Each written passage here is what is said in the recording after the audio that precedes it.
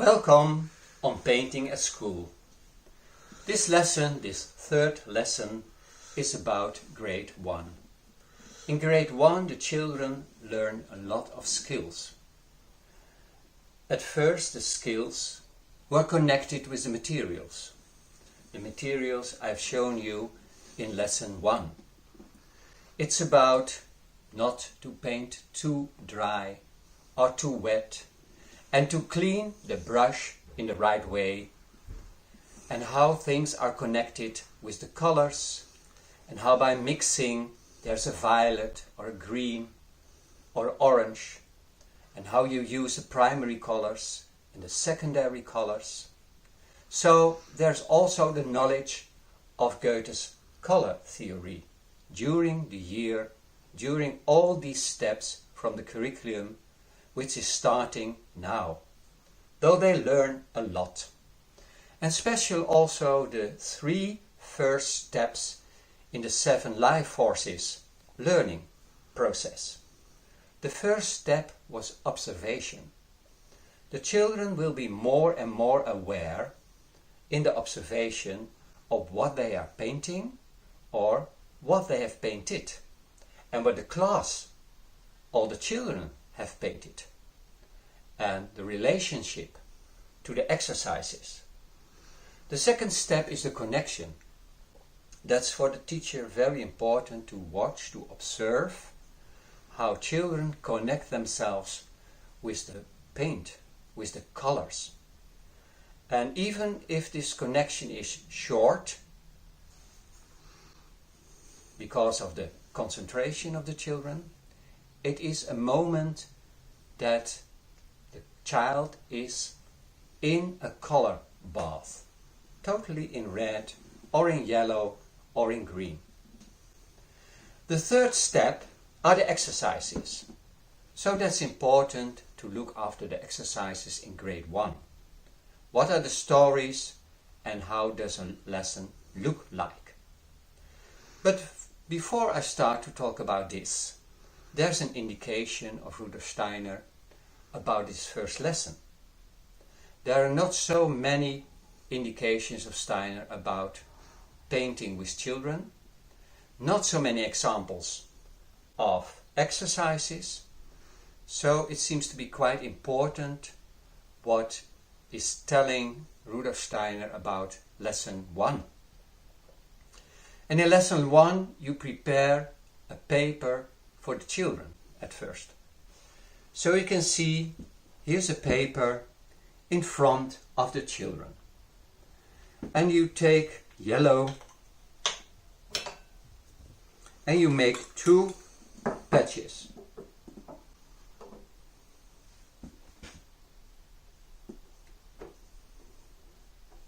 So the children can see how you are doing this.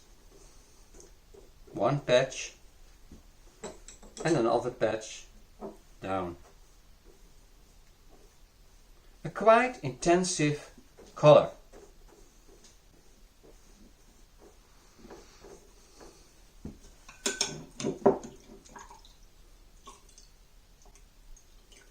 Take care of your movements and the way you clean your brush, because the children will imitate you.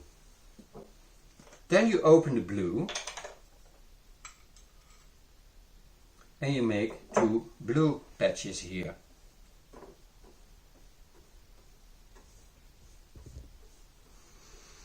You can come very close so you have a nice interval between yellow and blue.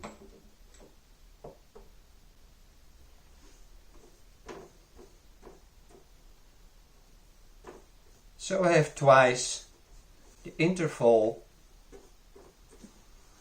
blue, yellow, the combination of blue and yellow.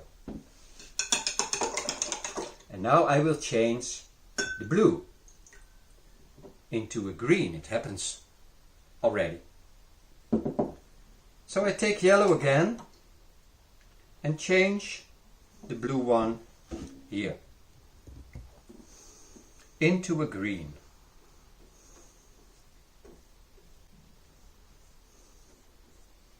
And if you have demonstrated this There are the words of Steiner.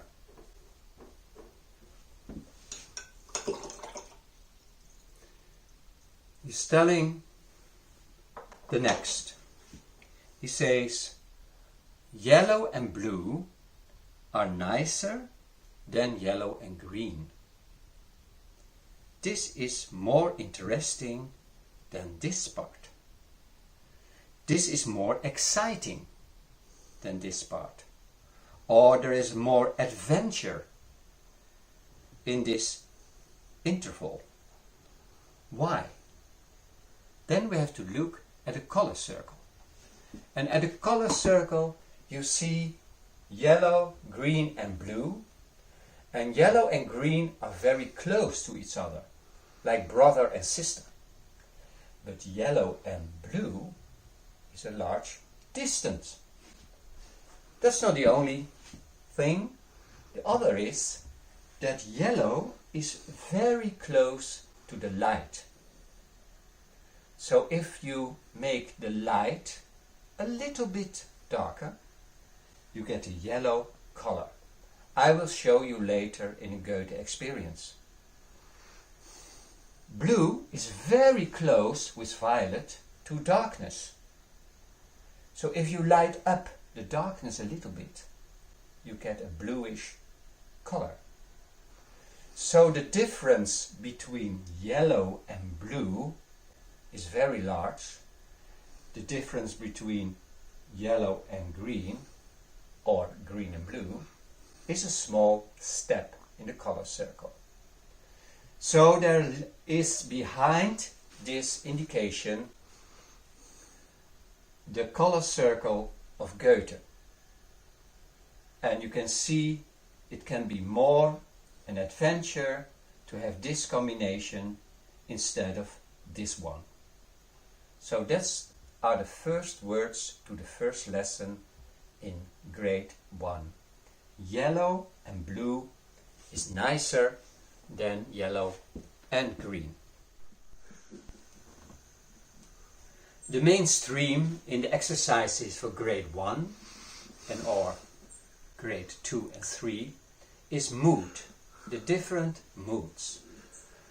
Steiner tells us that color is mood. So in the colors you can see different moods, like happiness, sadness, courage. So many moods you can find back in the color circle. And these moods, if we look at yellow, blue and red, I found in the art history 3 examples. In a painting of Van Gogh, Matisse and Picasso. And we can look at Van Gogh at first. And you see a summer day in South France. There's grain ripening in the country. The sun is shining, you see mountains. And imagine you are walking here alone.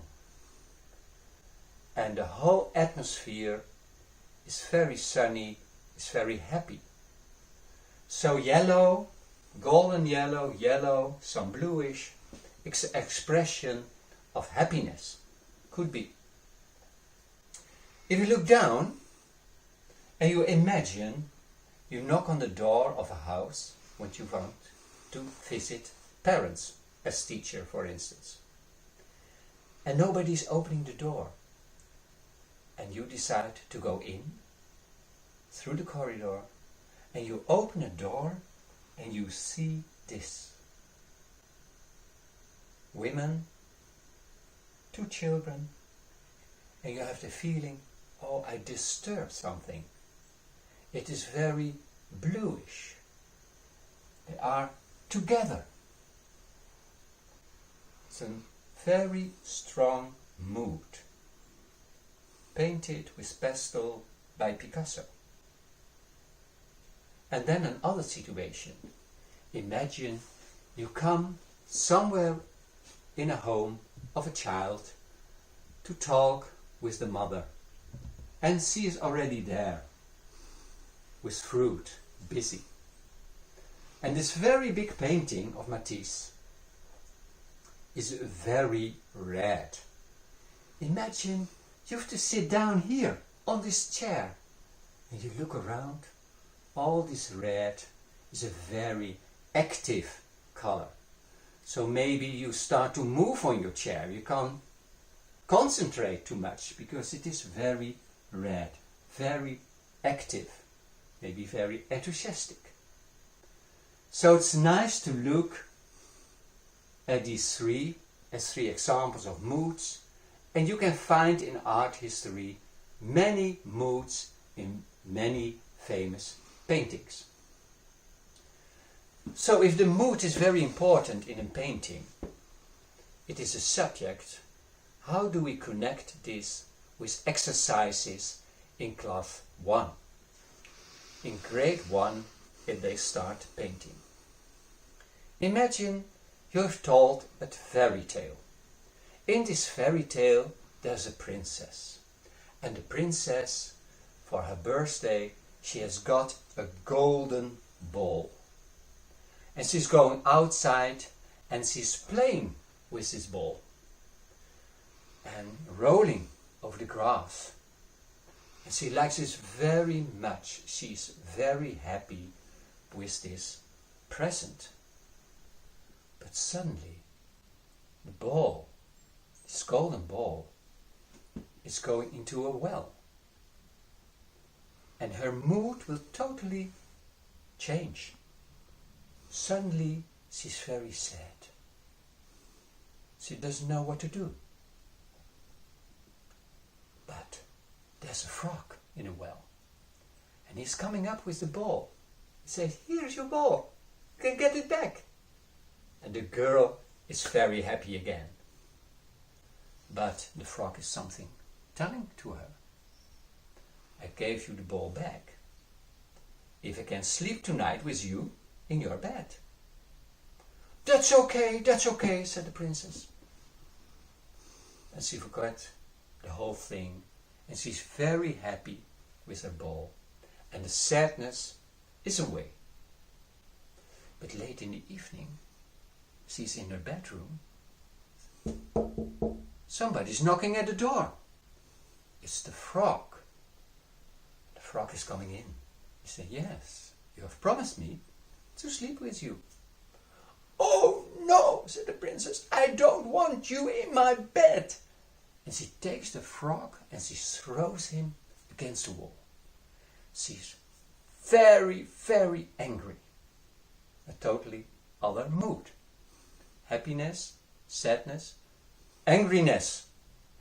And suddenly, out of this happening, there is the prince standing in front of her.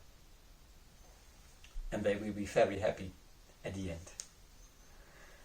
The thing is, if you have this story with 3 moods, and you have a lot of stories with different moods, you take for the exercise only 1 mood. So we take this part, she's playing with the ball, and the happiness. And you ask the children, when are you happy? When have you been happy? What makes you happy? And you start a conversation with the children. And children tell their stories. How do you move when you are happy? So you make a connection between the experience of the children and the colors and the mood. Colors are moods. And then if you have 3 colors besides of you in the classroom, each child, you can ask them, if we paint now this happiness, which color do you want to choose? I choose yellow. Okay, who wants to choose yellow more? Many fingers are there. Okay, you take yellow. Some children, red. Red is happiness. Okay, you take red. And there are some blue. Blue is happiness. For me is blue happiness. Okay, you take blue. The most important thing in painting is the children are painting. In this lesson with blue, red or yellow. That's the most important thing. And then if everything is prepared, the children can start. And they paint. And where do they start? On the paper. It's very interesting. Children like to start in the center. Why? Because they experience, I am by myself in the center of the world. There are my parents, there's my class teacher, this is the school, and I'm in the center. I put myself in the center of the paper. Though they start painting, and out of the painting, following the paint, there's a certain form. Out of the mood you get forms. And you ask the children not to cover the whole paper, but leave place to a second one. And if every child has painted the first color, you ask them to look at the other two colors, which are not used yet, and choose another color. If you have used yellow, you can choose red or blue to make the first color more happy. And then they choose a second color, and at the end you have an inside color and an outside color. So that's one composition for this exercise. So in this way you find in stories moods you can have in conversation with the children, and you find the colors, the children by themselves, to use. That's about the mood in the exercise. Let's talk about compositions, because there are 8 possibilities. We talked about the princess and happiness, and about the starting in the center of the paper and the second color around the first color. But it can be different, and it is important to use in grade 1 all the different compositions. Otherwise you have always on the wall a center and a surrounding color, what we call for a Waldorf potato. So if we look here, you see the exercise I just talked about it with you, about happiness. It could be this result. Interesting is to see inner, outer, inside color, outside color. Here's an exchange. But it can also be down and above and down. You start here painting and the other one is coming there. Or you can even start here and it meets the other color there. Or you go from the right to the left, or from the left to the right. From the side in the classroom with a window, or from the side where is often a door. We start at that side today in the painting. It can also be happiness or sadness or other moods. Then we have this movement from one color, corner to the other one. So we start here painting and the other color is coming there. Or you can do it in this way. So you have 8 possibilities and use them also in grade 1.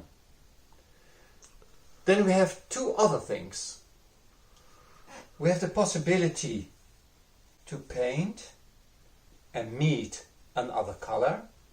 That means there is here a strictly strong border. Of course the border can be less strict, like here or like there or here.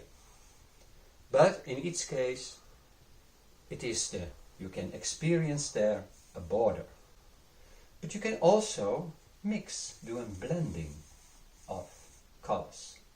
Though they are meeting each other and a new color is coming out. It is green or violet or the whole color blue is bewitching red. Or blue and red are meeting each other, and blue has his birthday, and red has a present, and this present is violet. So we have different possibilities to develop exercises by short stories. Another example is yellow is looking through blue,